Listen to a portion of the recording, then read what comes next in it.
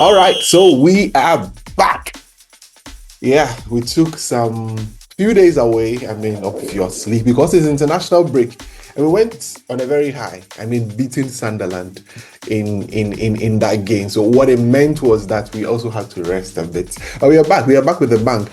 After we left, a lot has been happening. A lot has been happening around Man United, and lots of things has been happening. Well, we are going to talk about the rumored ownership issues about the ownership that has come up. Sir Jim Ratcliffe has thrown his weight behind Rúben Amorim, saying that he's going to give him time. If you've watched our shots, Kwame did something and played that short video so go to the shots. Yes, go to our shots. You can watch that short video there where Kwame played Sir Jim Ratcliffe's clip on what he said with regards to that. We'll be discussing that. We'll be throwing a lot more light on that. And also, we'll be talking about Harry Maguire and a few other things that are coming up here on United and Everything Football. You know what to do. Today I have a special news for you. Roxanne, can you give us that drum roll? You can be so silly sometimes. We have a sponsor. So today, remember, when we go for that quick break and come, I'll introduce our first major sponsor on United and Everything Football. Yes, we have a first major sponsor on United and Everything Football. Please remember to patronize them. Patronize them when you get to hear of them. Kwame, how are you doing? I'm doing great. I mean, the break has been welcomed. Otuado too is also doing his thing. We are the best. In fact, we have one leg in America. The game. We are literally there. It's a dead rubber. It's not a dead rubber. See, those Comoros people, they've been a thorn in our flesh for a while, so we have to eat them. We have to lash them. We really, really have to lash them. We really, really, really have to lash them. Finally, so let's make a quick turnaround. Maybe going forward, when we make a quick turnaround, something will come there, but not now. It will come. Let's make a quick turnaround. When we come back, we'll delve straight into the issue. I'll introduce our new sponsor that would be with us on United and Everything Football, and then we'll discuss everything here on United and Everything Football. Stay tuned. We'll be right back.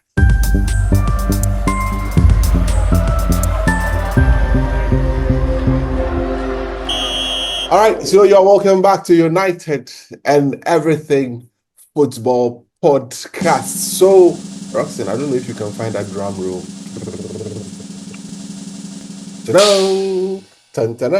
When we were young, we used to have.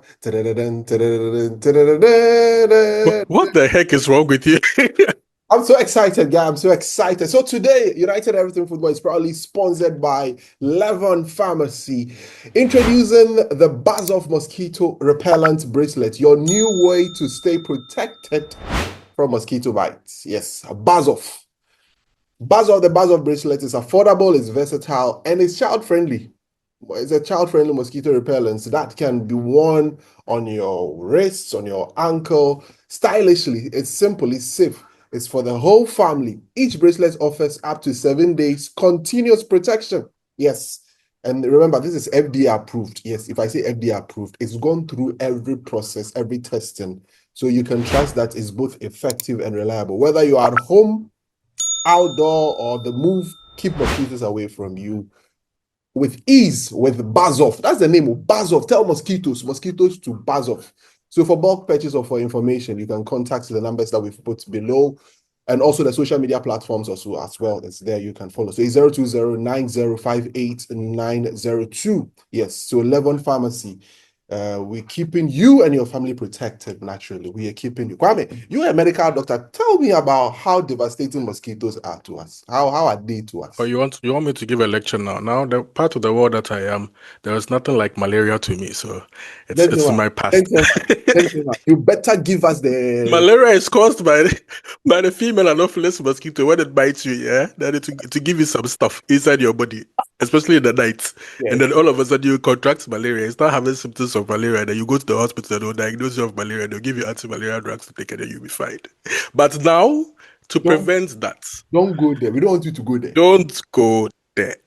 You can patronize this product, put it on your wrist, on your ankle, wherever it may fit. just to avoid the bites, just to prevent yourself from getting malaria in the first place. See, it used to be one of the 6 childhood killer diseases. Mhm. But now I think things are a lot better. A lot of eradication policies and whatnot have been taking place. But see, still, Buzz it off. our environment supports malaria.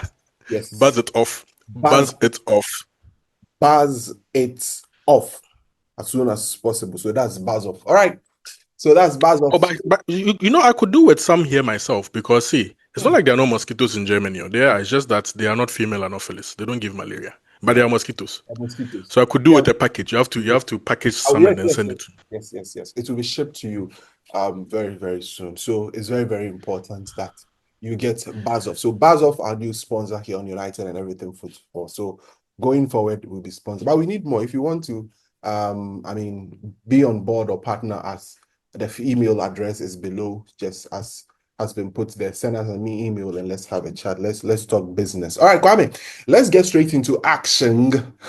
We have a few things. So 5 things that I've listed. I will be talking about Ratcliffe backing Amorim, the new ownership story, the Mainoo and Zirkzee situation, the Harry Maguire extension talk, and then we have some questions or some comments that some of you have passed that where I probably want to bounce off and all of that. So it's an packed show. So please make sure you are staying glued to us here on United and Everything Football. Kwame, let's start with the most popular one. Ruben Amorim. Sir Jim Ratcliffe says he's not buzzing him off. He is not buzzing him off. I don't know what you make of it. And to all of No, you, first of all, what do you make of it? what do I make of it? You see, everything in football is dictated by results.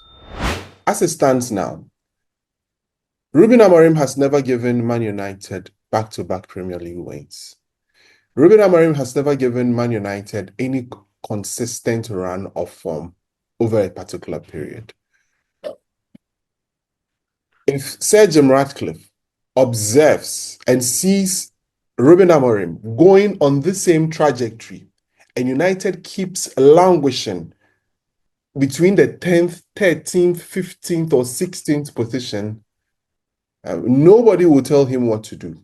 Obviously, somewhere in that comment that he passed, he shared, he passed a very interesting comment about the fact that Ruben has to back up of a sort, that he has to do something in order to, win all of those, the trust that he has. But he believes one thing, that the situation that we find ourselves is not like a light switch. That, as he has been saying ever since he took over, everything is not like a light switch that you turn on and off, that things begin. And he cited some examples of Sir Alex Ferguson and then Mikel Arteta and all of that, saying that they were in a very bad state and all of that, blah, blah, blah. But you see, ultimately, I always say something. It is my prayer that Ruben Amorim succeeds. It is my prayer. I am waiting to be served the best humble pie ever. But we are moving in a particular trajectory that I'm not seeing any sort of progress. And if it continues that way, his hand will be forced to make a decision. But ultimately, I want the coach to succeed. Manchester United has to succeed. I am never against the coach, but his performance so far is what I am against. And it's not something I will tolerate. But if Sir Jim Ratcliffe observe the trend and United keeps languishing at that position that we find ourselves and do not make any significant progress, nobody will tell him what to do. He would make that decision himself. But that's my point. What says Das ist eine gute Zusammenfassung. so to wait? Ich bin nicht einverstanden. Ich bin nicht dafür. Ich stimme nicht zu. Manchmal ich denke, unser Besitzer ist krank im Kopf. Verstehst du? Do you understand? The guy is going crazy. Hat so viele Fehler mit unserer ersten Mannschaft gemacht. Ich verstehe nicht. See, Ruben Amorim ist nicht die richtige Person für uns. Please, Nicht der richtige Trainer für uns. translate it quickly. Mit der Maka vielleicht in der Zukunft meine Meinung kann ändern oder so. Aber jetzt, ich glaube, dieser Mann ist nicht für uns. See, aus United Fans, ja? Yes. Wir wollen alle das Gleiche. um mehr Fußballspiele zu gewinnen. Mm. Since this man came here, wir haben 50 Spiele gespielt, ja? Mm-hmm. Nur, how many? 19 gewinnen. Mm-hmm. Das bedeutet 38% der Gewinne. Das ist zu wenig. It's okay, it's okay. Speak English to us. Das ist zu wenig. Speak Das English. ist nicht verhandelbar. Das ist nicht acceptable. Kwame, speak English to us. I don't want to sound negative, but already people would have taken a note from what I've said that is all totally negative. See, football stories, yeah? Mm-hmm. Football stories are always the same. They say what? Fußballgeschichten sind immer das Gleiche. Immer. If you don't win, it will become an untenable situation. You've said everything. You've summarized everything I wanted to say. You have to win football matches. Otherwise, sonst gefeuert werden. Einfach, we'll sack him.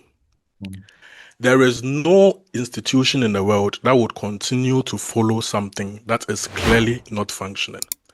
I like a few things that have gone on since Ineos took over. And one of it is the fact that we have an owner who has a voice. He is somebody who at least we can refer to. Amorim needed this. We got into the international break in the midst of negative news, despite the fact that we won our last game. The press were always going to turn the heat on, always.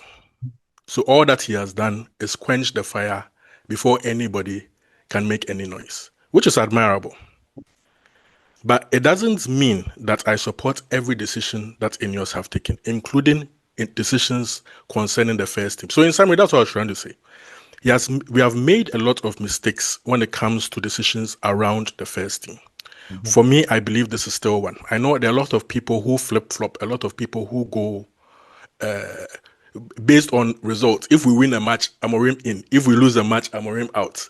We put up a poll which to me suggested so, because if you had run that poll a week before, I'm sure everybody would have gone Amorim out. That's how a lot of football fans exactly. That's how a lot of football fans now are feeling a lot. There are people with unflinching stances, right? But then there are also a lot of people who flip-flop in between based on how things are going, based on emotion. And it's normal. For me, it's normal. I think football fans are allowed to be football fans, so that's fine.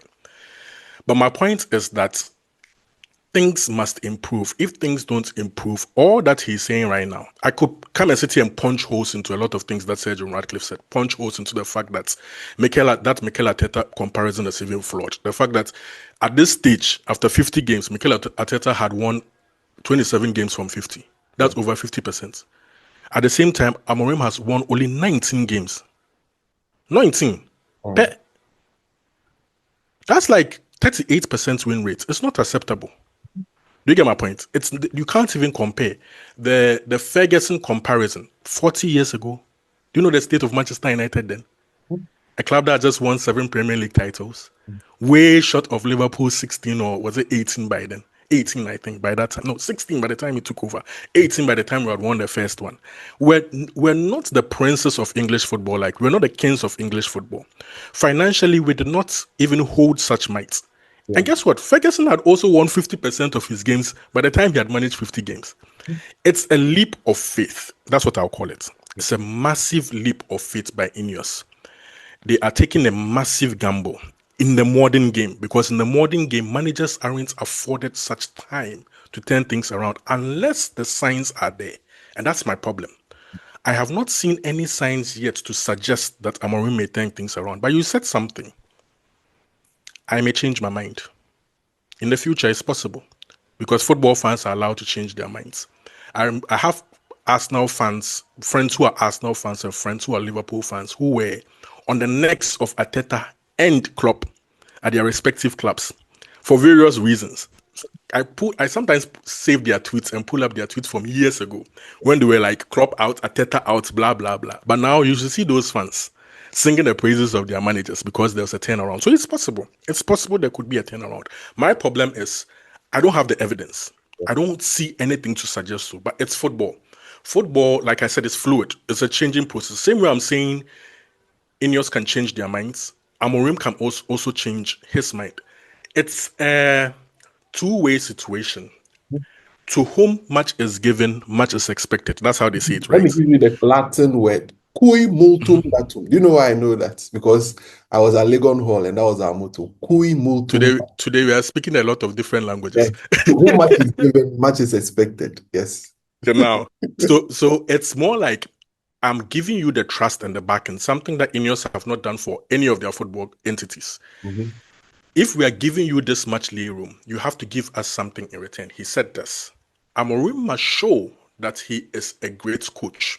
That's what preceded the push question. The push question was, are you going to keep him? He was pushed into a corner and then he voiced out he was willing to give him the period of 3 years. A period of 3 years doesn't even span the totality of Amorim's contract. If people do not know, Amorim's contract is even 2.5 years long. So unless we are talking about a contract extension, that contract extension must be earned. The only way it can be earned is by winning football games. I said something in German. I'll translate it in English. As fans, we all want the same thing, to win football games. It doesn't matter if it is a wunderschöner Spieler or it is a schlechter Spieler. It doesn't matter. Am Ende des Tages, all we want is to win football matches. Do you know why? Yep. Especially Premier League games, especially. The reason why I'm saying this is in the past, there was a point where we're saying, oh, it's just winning that matters. With reference to certain coaches like Jose Mourinho who were winning but were not playing good football. We're referencing the type of football that he was playing. And I think that is where the Amorim people are coming from, the angle that they are coming from. But we always come and sit here that you will not even get there selling your idea if you don't win football matches. Because there is something called positive reinforcement. You have to reinforce your ideas, not just to yourself. Sometimes you even need that confidence for your own self, but to the squad. Football is not a one-man sport like tennis or something. You're dealing with a lot of people in one room who are supposed to come together and do the same thing. If you want to convince them, you have to sell something to the whole group. Once there's a chink in your armor, in terms of the belief in what you are trying to sell, it's difficult to sell that product. Yeah. So you have to start winning games to be able to sell what you want to do. Let's be honest with people. Our platform has never ever been toxic. It was built off positivity from the get-go. But what we do is we try to be as frank as possible in how we feel and how we think. Hence, the fact that this particular manager, both of us are not totally on board with him. It's not like we've not been on board with managers in the past. But those managers sold us something for us to believe in what they were trying to do. But when it came to a point where we had to jump off the ship because we knew it wasn't working, we made that jump. For those who don't know, for reference, we started this podcast in the second season of Eric Ten Hag. And if you've consistently followed that season, we were with him. And the reason was simple. Because of what he showed us in the first season. We believed in what exactly he was going to do. And when we realized that he was getting very delusional and was drifting away from the objective that or where we expected him to take the club, we had the same thing to say. I mean, it's evidence enough. And if you've not known us, Kwame and I have known ourselves close to 10 years now. Close to 10 years. My memory says since 2016, so almost 9 years, 10 years now. We have consistently backed any manager who has sort of set this club on a particular trajectory until the point where we realize it is not working. I mean, if it's not working, it's not working. It's a simple thing. You see fire. You know the thing is not working. You should see it, right? You should know that this thing is not working. I mean, you are on a journey and you are using a particular route and it's ending you nowhere and you are blindly following. It's not negativity. It's an opinion, right? You have yours, we have ours. That's fine. I mean, it's just like that. It is what it is. But it's football fandom, so it's acceptable. Oh no, But to complete my point, I get it. To complete my point, what I'm trying to say is when we don't win or when we are in crisis, based off how this podcast started, was birthed in the first place, our numbers go down. Yes. So you wouldn't expect both of us to come and sit here to pour fire into something that we would term to be negative, when in the end, that even affects our numbers and affects our cash. I'll be honest with you, affects our cash. If our numbers go down, we don't make as much money as we would want to. It's not the main reason for the podcast, but at least it's a thing. Yeah. So we would rather come and sit here, be happy, see us win as often as possible, see us perform more as often as possible, so that we would have a lot more positive things to share with you. And when that happens, everything of ours in terms of numbers, in terms of following, in terms of everything goes up. Do you understand? Say so we wouldn't come and sit here to try and even bet negativity to shoot ourselves in the foot. No, That it's in would our be stupid. DNA. It's never in our DNA. I mean, we are. Where we find ourselves as a duo is the fact that we don't have anything to cling on to. But you can be hopeful. It's okay for you to be hopeful.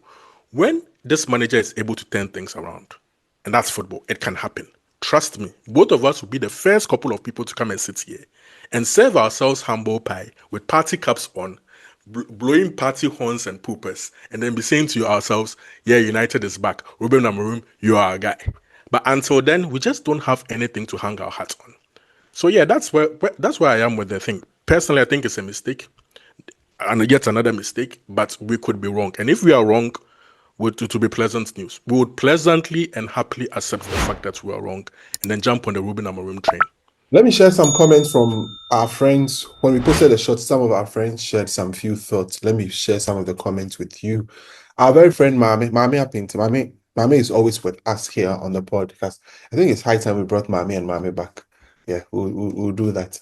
Mame said, I think Amorim for the first time. I think Amorim for the first time he's given so far, he has performed below expectations, significantly below expectations. This is why I adjusted my expectations for the season. When he joined, it seemed like he could turn things around in a year. But after last season, and us not buying a midfielder in the summer, I readjusted my expectations. It's not because I want United to be mediocre. It's because I understood that the owners and management are willing to go the slow route, so I need to adjust my expectations for my own mental health. I think somewhere 6th and 8th in the PL at the end of the season will be an improvement. It's not where we want to be, but it will mean we are heading in the right direction. Even if he's saying publicly he's giving him 3 years, they are also saying publicly they want him to win the league in 3 years. They will know before 3 years if Amorim can do it, and I think they will act accordingly. But as for this season, I think it's too early. So far, with how we've performed, it is within my expectation of 6th and 8th. So I am in agreement. He shouldn't be sacked yet. I really respect your opinion. I want you guys to keep your expectations high so the rest of us know the reference points for who we were as a club and what is expected of us. This is what our very own friend Mami say. He says, we should keep our expectations there. She has adjusted. She always wants to be reminded of who we are. So we will always be here. That was so well written, yeah? That was so well written from top to bottom. I loved it so much. It's her opinion as against our opinion of sorts. But at the end of the day, there should be a middle ground when it comes to how we would want to view. No, it's not middle ground. We should respect each other's views as to where we stand concerning the football club right now. Mami has always maintained a neutral stance, although I disagree that it's a neutral stance. She is, of course, she drifts, but it's what we are. You can claim to be as neutral as possible, as you like, but when you are drifting, we know you are drifting. Mame would like this manager to stay. I'm saying it as a fact because if she would agree, even if she would not say it publicly, she would like this manager to stay and prove everybody wrong and succeed. Yes. It doesn't mean that if others don't see things the same way, they do not support this club equally. We all support the club the way that we want to support the club. There are groups of fans, as I always say to you. There are the overly pessimistic ones. They do it for their own mental health. It's not like they hate the club or they despise the club or something. It's their own coping mechanism with the disappointments that we have become over the last decade. They would rather choose to be pessimistic. I can name a couple of them, but then I'm sure those of people who watch our podcast may even know who I may be referring to. They choose to be pessimistic for their own mental health, but deep down, they are the happiest people when we actually win. And then there are those people who flip flop, right? And then there are some people who just decide to be neutral in their stance, in the sense that they go with a win, like it Okay. is what it is. They are there. Then there are the overly optimistic people who would just they don't see any wrong, they just want to see right all the time. Everybody has. There was one guy like that on Arsenal fan TV. I forgot. Ty, overly optimistic person. They can lose 5 games in a row, play Barca the next day. He will tell you that Arsenal will beat Barcelona 4-0. He's just wired that way. So what I've come to learn is Yeah. respect every fan's Yeah. perspective. If you don't agree with somebody, it doesn't make the person less of a fan. Yeah. She's covered every footnote of every football fan's feelings at this particular point in time, including sharing hers. That is her way of coping. Yeah. Long and short of what I'm trying to say is, her way of coping with the situation is to reduce her expectations for Ruben Amorim, because now Ruben Amorim has altered her marking scheme for where we should land. We are marking Ruben Amorim by the marking scheme that he has set for us, rather than what the marking scheme of this club should be, of which has been set for him already. It's a top 5 finish. That's it. Ineos have backed him. Yes. Sir Jim Ratcliffe has backed him, but there is an expectation that he finishes in the top 5. You can readjust your expectations, Mami, based off the hit of the previous season, or the non-performance of the previous season, or the disappointment of his starts Yeah. as a coach of Manchester United, and say, okay, for you a 6 to 8 is still progress. Some of us, like you've rightly said, will still hold us to the highest of standards. See, asking a manager, a Manchester United manager, in my opinion, you know what I'm going to say, to even finish in the top 5, for me, it's even embarrassing. Like, I don't get it. You know, I don't get it. I just come and sit here and tell you, I accept it because you took us to the bowels of hell. So a top 5 finish from 15th is acceptable. It's okay. I can live with it. But Manchester United, like she said in her last paragraph, fans need to be reminded of who we are. The moment we lose sight of our identity, I always say we are. Remember, this episode is brought to you by Bazit of Mosquito Repellent Bracelets. Remember to get one for yourself. Get one to Bazit of. Mosquitoes are very devastating in our parts of the world. So you have to buzz the mosquitoes off. So get one for yourself, get one for your family members, get one for people, especially those of you who live in, waterlogged areas, which stagnant waters that breed. Environment, no, Kwame. Environment, no. It supports malaria. Exactly. You know, we live in a tropical zone, and as a result of that, a lot of mosquitoes are always breeding and all of that. So remember, let's buzz it off. Remember, this is FDA approved. So remember to give them a call on 02090588902 as it is down there. You can contact them on their social media handles on X and also on Instagram, so you can get a lot. So those of you who have shops, retail shops and all of that, and you want it in bulk, you can contact the number that I've put down there so you can buzz it off. Kwame, okay, enough of that. So let's use the next 5-6 minutes before we go for the break, or the first break, to talk about the Kobbie Mainoo. Maybe we can start and then we'll go for the break and then we'll continue. The Kobbie Mainoo Joshua Zirkzee situation. I mean, I think of it in this way. We are fine. These players find themselves in this situation, especially Joshua Zirkzee, for instance, because we don't have enough games. We've not qualified for the Champions Simple as that. or European leagues. Also, we are out of the Carabao Cup. So we are just having one game a week. And that's what one game a week presents to us. One game a week makes it very, very, very difficult for us to be able to rotate the team as much as possible and all of that. So we don't have an array of games. In the Champions League, you would play now you are playing about 8 games. I mean, in between now and December, in addition to the league games that you are playing. And unfortunately, those games are not there. So definitely, it's going to reduce the game time. But Kwame, what's your thoughts generally on that?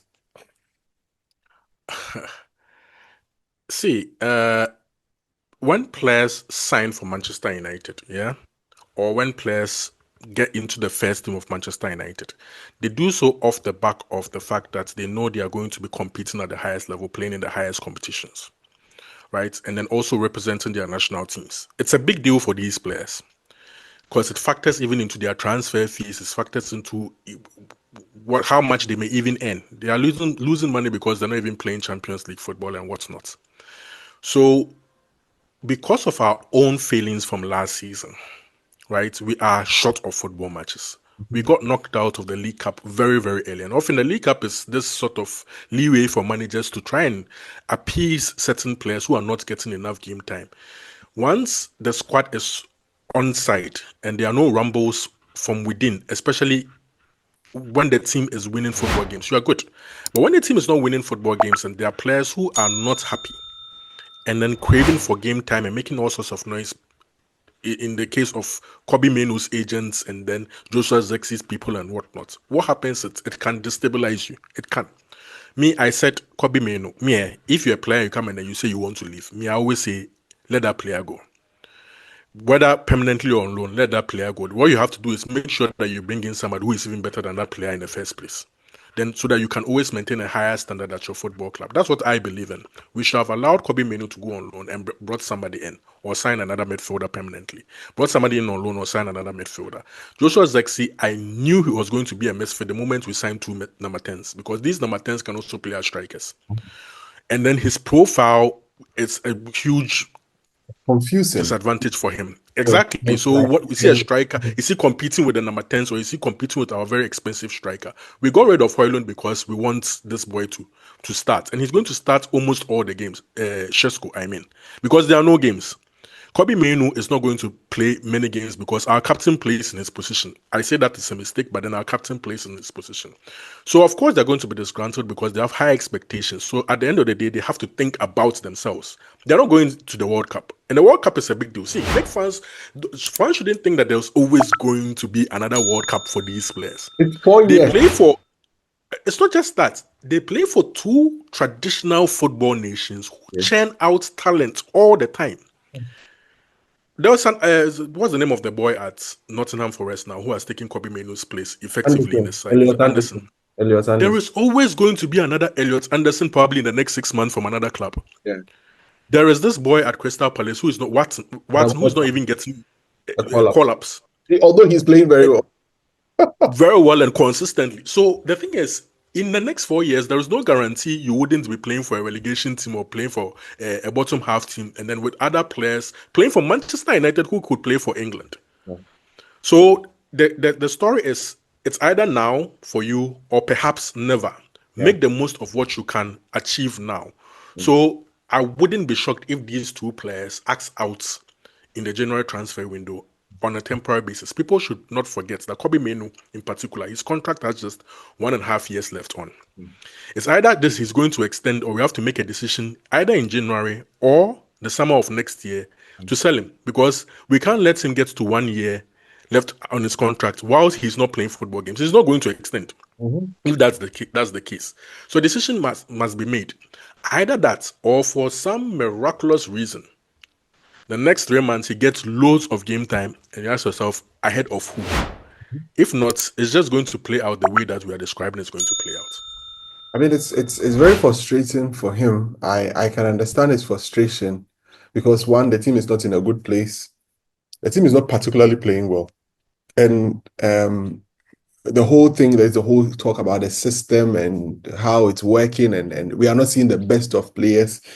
So as a result of that, when you come in also, you are not able to exhibit because your skills and your quality and your talent very, Kwame, I simply think, and I'm going to say it simply, I don't think Ruben Amorim thinks he's a fit for what he wants in midfield. I think that is it's just as simple as that. Me, I've accepted it. I think he wants a more athletic player, not just a technical player. And so he's a misfit in the system.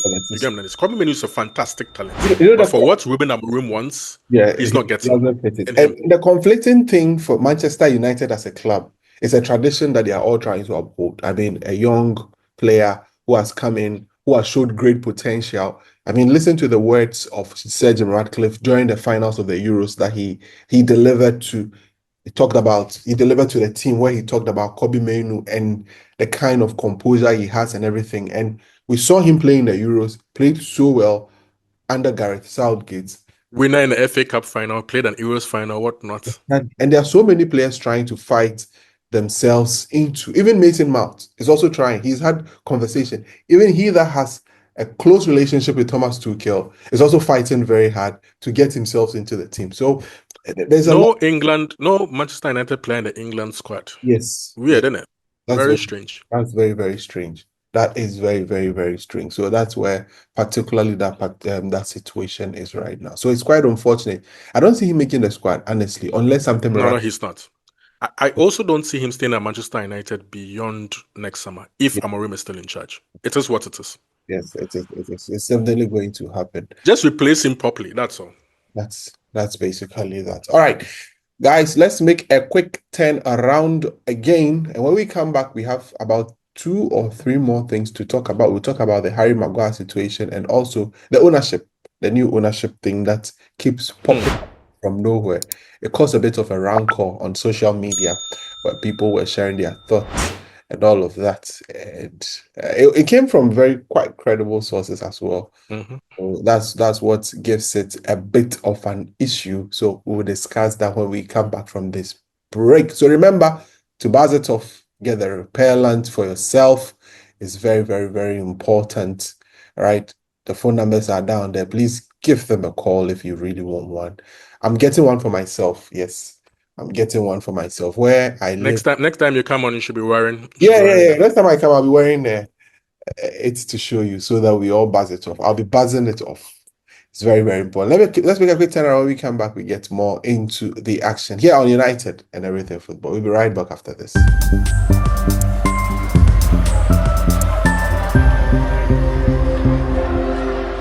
All right, so you're once again welcome back to United and Everything Football Podcast. Remember, it's brought to you by Buzz It Off Mosquito Repellent Bracelets. Yes, it's a mosquito repellent bracelet that helps you buzz off mosquitoes. So it's very important that you get one for yourself. Remember, you can call the phone numbers down there and also go to the social media handles. If you want it in bulk, please call the number. Call the number that's there so that we can buzz it off together. So like I've said, when I come the next time, I'll be having it on. So you have a sense of how it's looking like.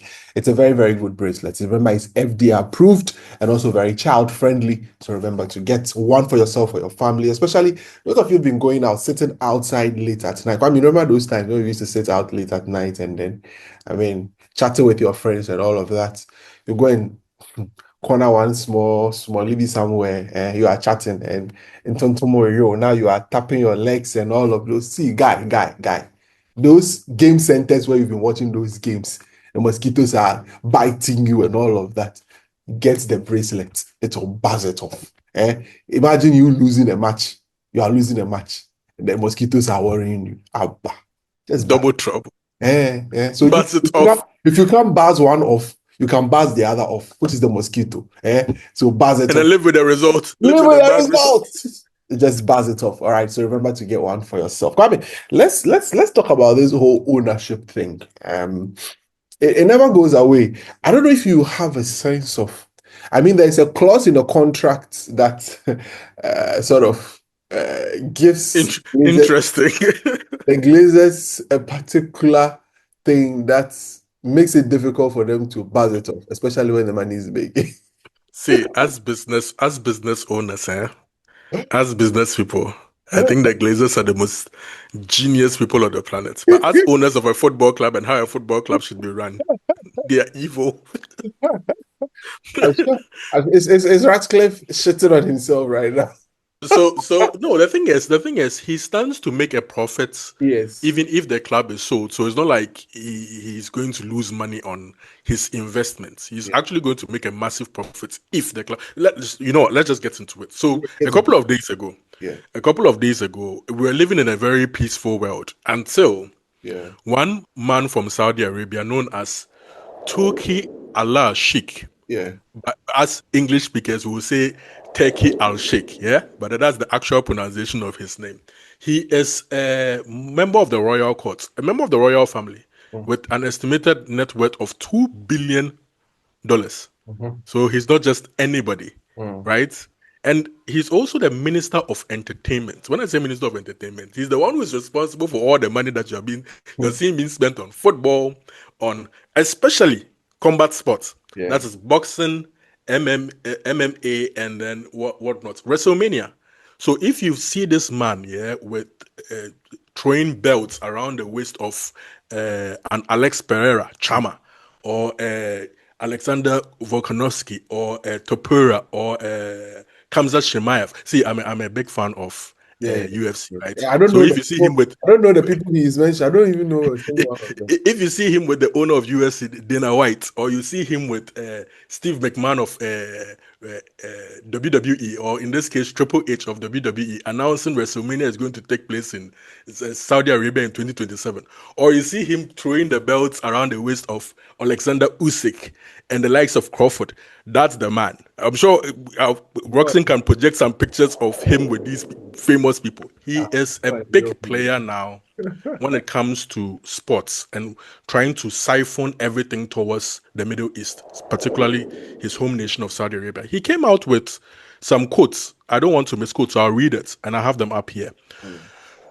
2 days ago, the best news I heard today is that Manchester United is now in an advanced stage of completing a deal to sell to a new investor. I hope he's better than the previous owners, actually. And then he doubled down on this just a day after. My yesterday's posts about Manchester United's potential sale meant one thing. The club is in an advanced negotiation phase with a new investor. Just to clarify, I am not the investor, nor are they from my nation, which is Saudi Arabia. I'm posting this as a fan, I hope as a fan of Manchester United, who wishes the deal to happen, though it might not necessarily happen. It's no secret, that Manchester United is looking for investment. See, even with our lack of Champions League football, we are going to this man's country very soon for hot summer training, hot weather training, and then play friendly matches against select sides just to make some £10 million here and there. But United is looking for investments into their new stadium. And I think this is where this whole thing is coming from. We are in the Middle East looking for money. I think what happened was we had our ESCO recently in Switzerland where they discussed the need for investments. Rich people, let me tell you this. Rich people don't often use their money to do anything. They use their credibility to build stuff and make more money. That's how come they get richer. Very few owners use their own money to build such structures, modern, expensive structures, which would fetch them in turn more money. We want to build a £2 billion worthy stadium, right, in the middle of Manchester to sort of change the whole landscape. The cost of the land that we even want to acquire close to the stadium is even estimated to cost about £400 million. We are in a battle with the owners of the land to sort of beat the price down to as low as 40 million. The gap between the estimations is so wide. It's too wide. 40 and even 40. before you start building, or even before you start building this stadium. So United is going around looking for money. And I think people feel this is a chink in the armor of Ineos or the Glazers, in the sense that if you are that desperate looking for cash, which almost every owner does, even all the owners, the Kroenkes, everybody in the US, this is how the Tottenham Stadium was built. This is how the Emirates was built. This is how almost every stadium in the United States was built. Unless, of course, you are Steve Ballmer of the Los Angeles Clippers, who just dumped £2 billion on the Intuit Dome and then built it all by himself. Nobody does that. I think what's happened is big players have sat at the table, of which Tokyo was there, and a little bird may have whispered to him that, you know what, if United is looking for money, why don't we throw money at these owners, the Glazers, and see whether they might bite the bullet? This is not the first time that people have tried to buy Manchester United off their hands. So many people have tried and so many people have failed. And I believe people will continue to fail. You know why I'm saying this? It's because about 2 years ago, was it? It's been 2 years now, almost 2 years now since they started this whole, we are looking for strategic investments to come into Manchester United. All they needed was somebody to bail them out from an imminent financial crisis and also bring their money to invest into the training ground and other things to just keep us afloat. They were never looking to sell the football club, of which our man, Sir Jim Ratcliffe, offered them the get out.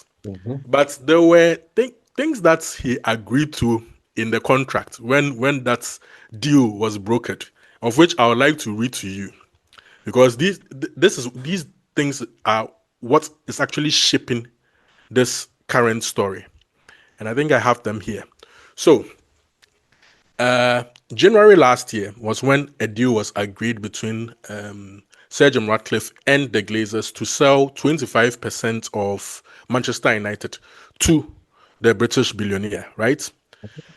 What happened was there was an agreement that within the first 18 months, that is up to August this year, Yeah. Sir Jim Ratcliffe can have a first refusal if the Glazers want to sell part of their stake, not the whole club. Ratcliffe has the first refusal. That means he gets the chance to match the offer and buy those shares before they are sold to anyone else. This protected Ineos from being diluted or blindsided by new minority investors.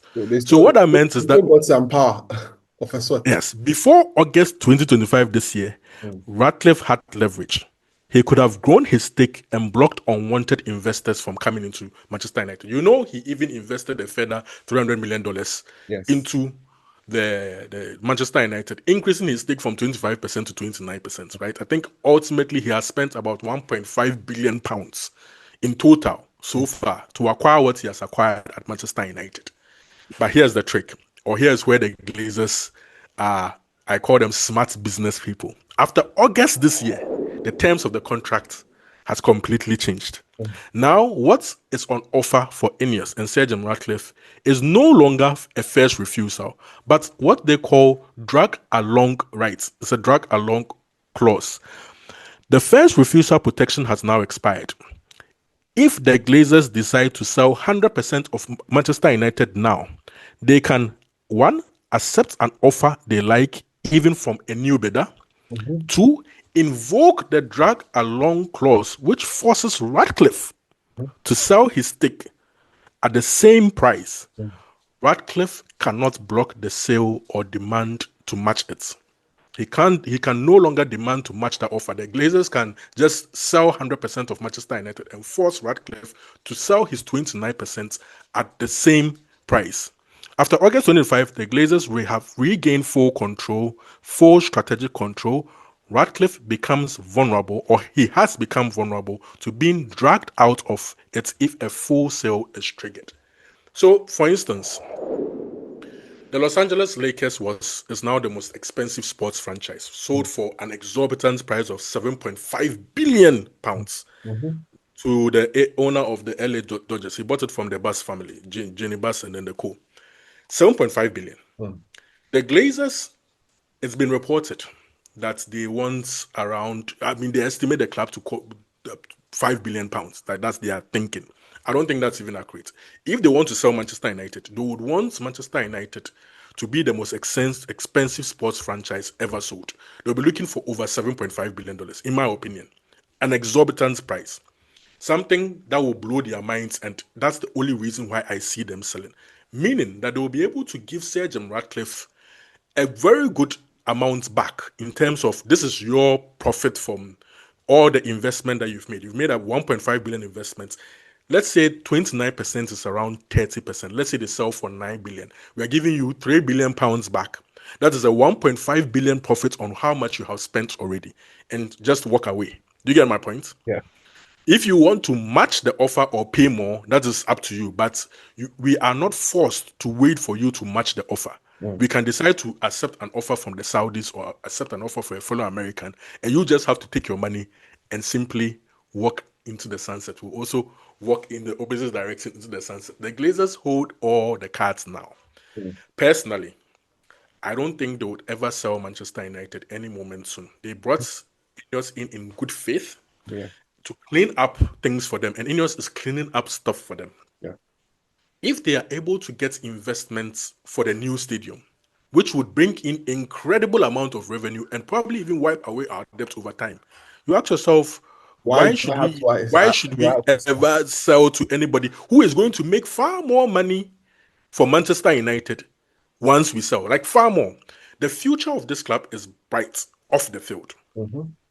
Because it seems that we seem to find ways. See, I say Manchester United, yeah, it's like the LA Lakers, it's like the Dodgers, it's like the Cowboys, it's like any other sport. It's a brand. It's a lucrative It's a brand. brand. Yeah, It doesn't even matter whether sporting wise they're doing well on a football pitch. it's just a Say, lucrative. the Dallas Cowboys don't do well. Oh. The last time, the last time they won a Super Bowl? Actually, it's like it's been ages.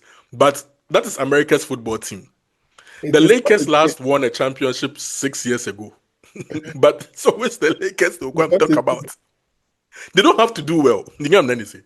So anybody who would want this club, be that Finnish entrepreneur who has been making noise all throughout, they all just wanted to own it because they know the value of it and they know how much money they're going to make. The Glazers aren't stupid. They are not.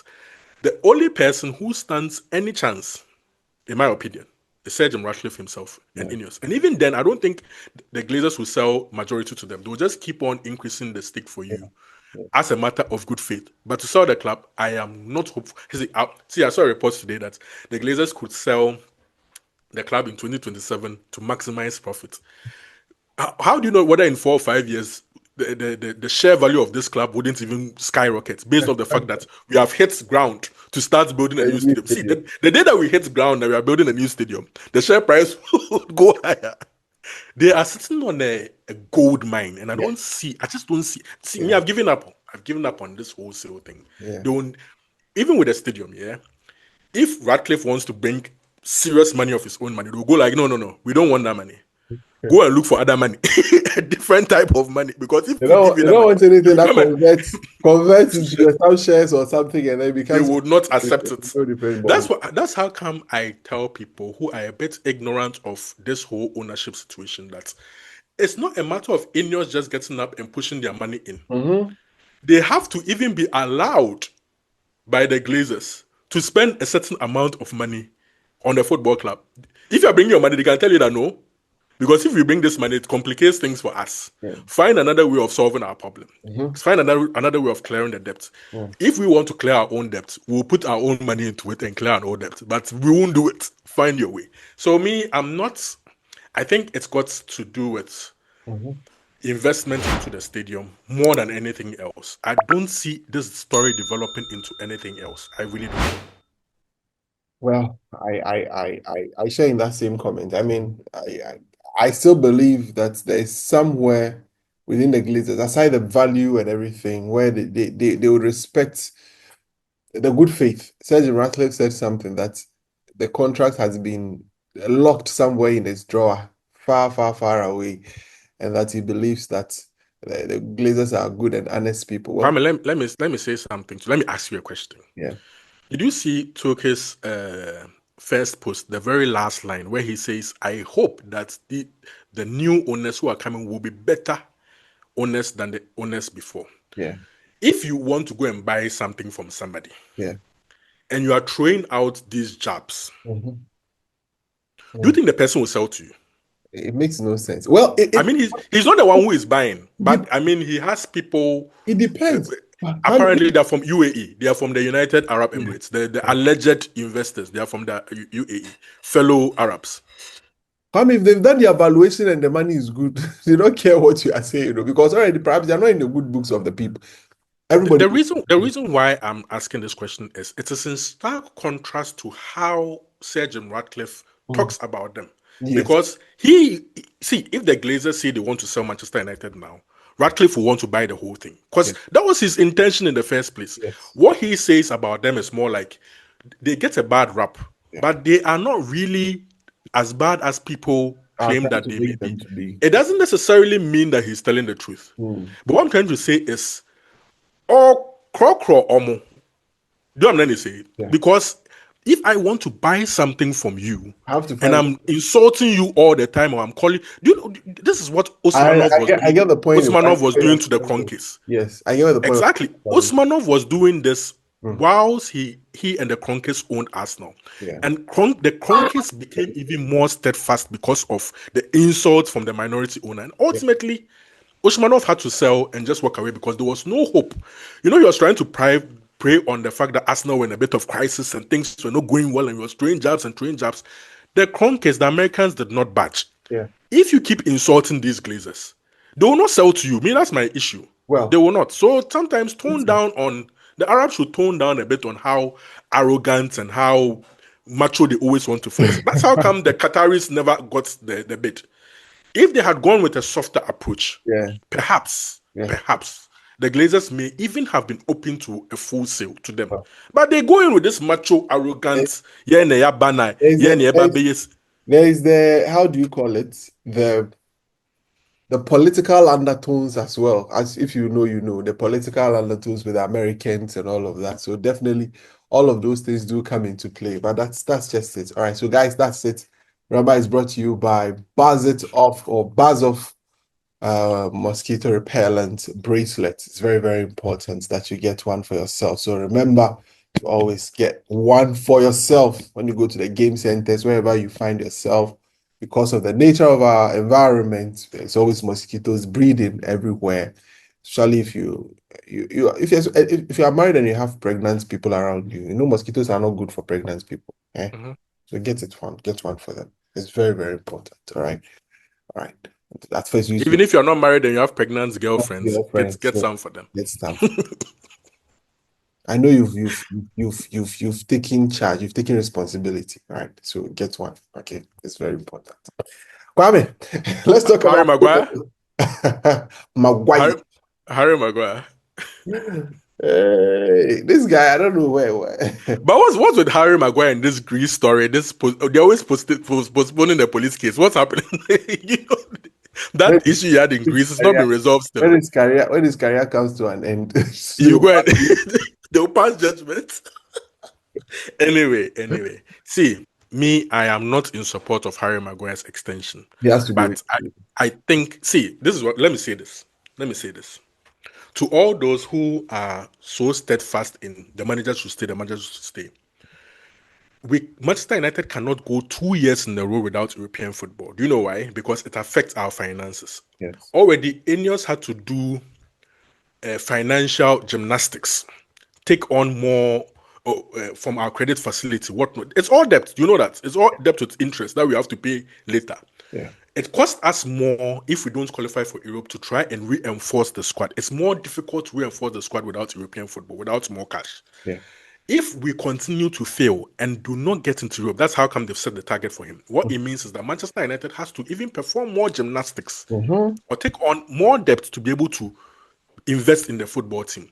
You want us to keep the boss. You want us to do this. You want us to do that.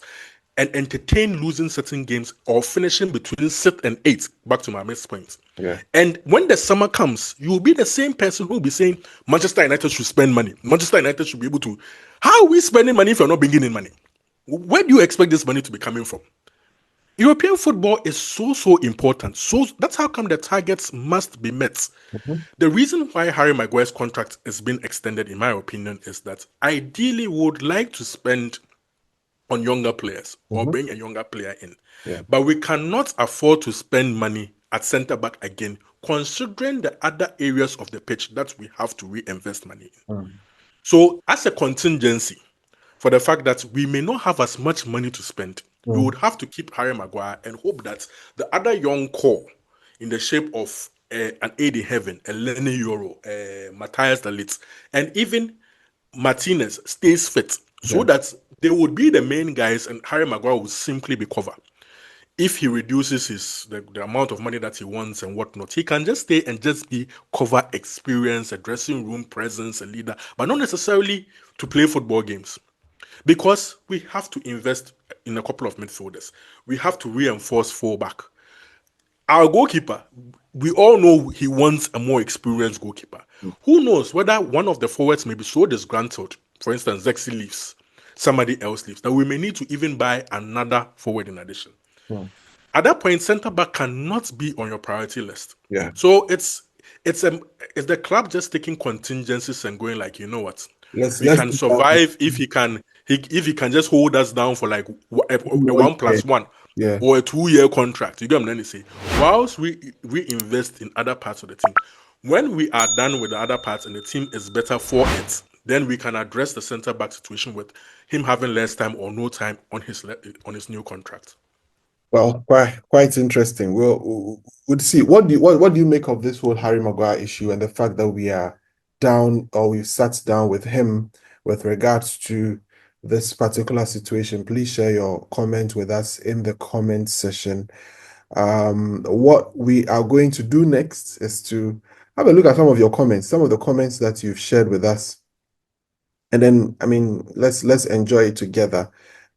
You people are a great community. We enjoy the fact that you are always with us and always sharing one view or the other with us is very, very important. That I saw one comment that I wanted us to talk about. I mean, some of the comments are sometimes very long. This is a very good friend of mine. Honam is a very good friend of mine. Honam has given me a gig before. Honam says, so you two disagree with the message because this is in relation to Ruben Amorim when he spoke about the fact that information gets to the media is sort of polluting the players and that is not able to get. He says that so you two disagree with the message because of the messenger. But the media narratives enter into the player's mind. Another reason why they are fickle in the slightest pressure they receive. Illusory truth effect is what our players get caught up in. This is what Honam said. What's your thoughts on that before perhaps I share mine? I always say this. I've already said it already. Yeah. There are certain clubs, there are certain sports franchises that when you join, you should know what's coming. If you play for the Lakers, you play for the Dodgers, you play for the Dallas Cowboys, you play for Manchester United, you play for Real Madrid, you play for Barcelona, you play for Bayern Munich. Yeah. There are some things that are inevitable. Yeah. The media are always going to come for you. Sky Sports would feed off Manchester United and Manchester United only. It is their job. That's how it works. ESPN feeds off the Lakers, feeds off the Dallas Cowboys all day long. They are not even the ones that are number 1, number 2, number 3, number 4 on their league tables. No, they don't care. It's you are the show. When you play for Manchester United, you are the show, and you should be ready for it. Amorim always says one thing: try and avoid social media, because if you are going to stick to social media, all these things are inevitable. I would never ever stick my hand out and point fingers at the press or point fingers at social media. They're doing their job. They are Jesus Christ. They are doing exactly what is expected of them and nothing else. Because you play for Manchester United, you are the show. You are box office. That is the term that has evaded me since I started this whole discourse. You are box office. There are so many players who have benefited from playing for such teams, such franchises. So it is up to you as a coach, as a player, as whoever associated with this football club to make that more beneficial to you than the other way around by withstanding the pressure mental-wise. It's part of it too. The moment you stand, you've signed for Manchester United, you've signed a mental battle that you have to win. Otherwise, if you can't, you leave. That's how big clubs see. Me, I'm at the point. That's where big clubs are. That's how come both of us go like, if the player is not good enough, if the manager is not good enough, at this point in time where we are now, you go. If you are not mentally strong enough, you move. You sign somebody else who can come and do the job. Don't keep people in the job too long when they are underperforming. Once you raise the standards of the football club, expectations from both players and managers, I'm marrying both players and managers so that he doesn't think that we are separating it. Both players and managers. When you put that standard up there and expect them to meet it, if they're not meeting it and you move, the next person coming knows that if I do not meet certain standards, next thing I know, I'm out. It goes for both. So fans should be very, very careful when they are going like, oh, but how come the press? See, it's all part of being a Manchester United fan. You have to even live with the fact that your team is always in the news. Whether you like it or not. In fact, whether you like it or yes, your team would always be in the news. The press will always talk about you. Ex-players will always be on your neck. You know, sometimes when you support one club and you live in a bubble, you think that it is only your club that is going through this. You don't support Barca, you don't support Real Madrid, you don't support Bayern Munich here. When people are talking about Bayern Munich, and they are even the most successful team here, right? They have the best squad, the best players. They can go and sit and talk about Bayern Munich at Parliament. They don't Kwame, understand why certain things are happening. no, don't go far. If you live in Kumasi, always listen to radio, and listen to issues about Kotoko. Political, everything You issues. have old men in their 70s calling you, referencing you about the days when they were winning the Something that Champions. happened in 1970 and 1960. It's what it is. And the media never leaves them. They They are will never right. change. Exactly. That's how it is playing for institutions like this. Kwame, I want us to move on because we don't have much time. This is from Long and short, the responsibility is on the players and the coach to live up to the billing of being a Manchester United player or a manager. Simple. We have less than 10 minutes to go. Let's tackle this one quickly. From Betty Ochri. Is it Mami? Mami, I'm sure it is you, Betty Ochri, if I hear Betty. To the Kwames, I have noticed that most of our attacking play leads to the left wing back in a very promising attacking position. We've all seen most of the chances that goes begging due to the poor final balls from that side, especially Chinaza. Because that part, our Nigerian brothers, please help us mention it, especially the Igbos. I can't mention his name. Yesterday, yesterday on the first goal, when Mbumo's cross came in, it was Mount, Chesko, and Dalo in the box. Do you need with a more quality attacking player and not a defensive one, like a Semenyo at left wing back? I think our attacking play would be so much better on that side. Please discuss it small for me. Why? Now our left wing back position aren't doing it for me. Kwame. The system, I'm not a big fan of the system, but one of the benefits of the system is what the wing backs can do offensively and the space that they are offered. Isolated. The game is sort of concentrated on one side, and then big switches is what opens things up for us. Yes. And so the wing backs in this case, starting wing backs mean Ahmad and Patrick Dogo, are supposed to be productive offensively. But one of the things that I said about Dogo when we signed him is he's young and he came from a team that is in the bottom half of the Italian league and needs a lot of development. What goes for him is he has the physical attributes to play in the Premier League, but he is unpolished and he needs a lot of refining. But the thing about Manchester United is I always say sometimes you can't wait. We waited for 2 years because of Malasia and Short's injury issues.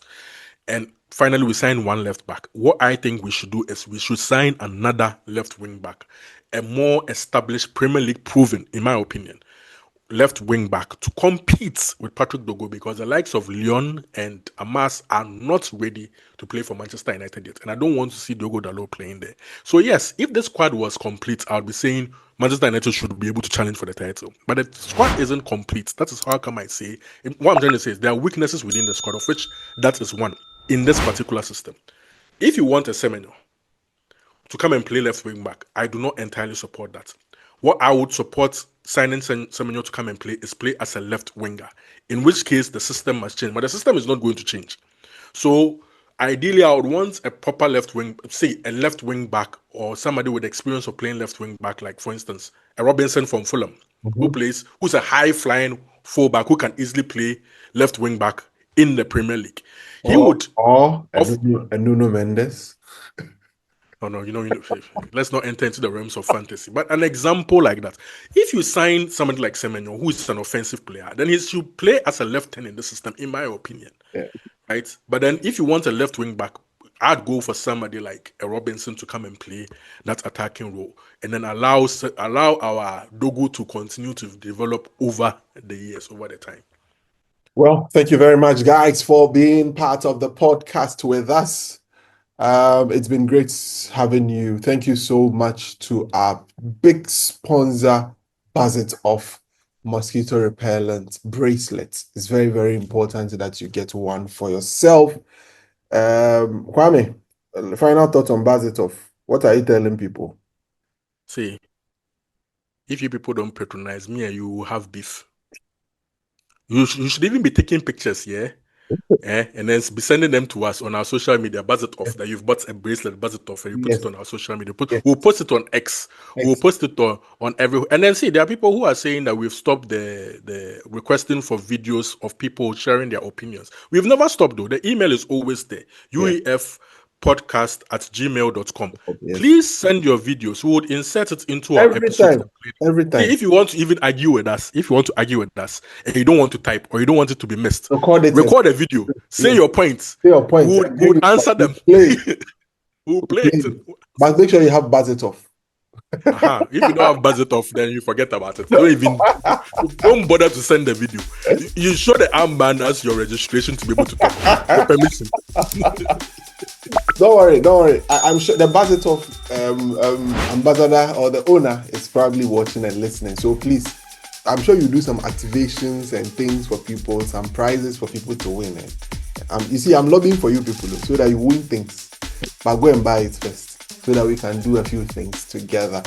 My name is Kwame. I was here with Kwame Nchubuesiako. We'll be back in the course of the midweek to discuss the game against Liverpool when we come back.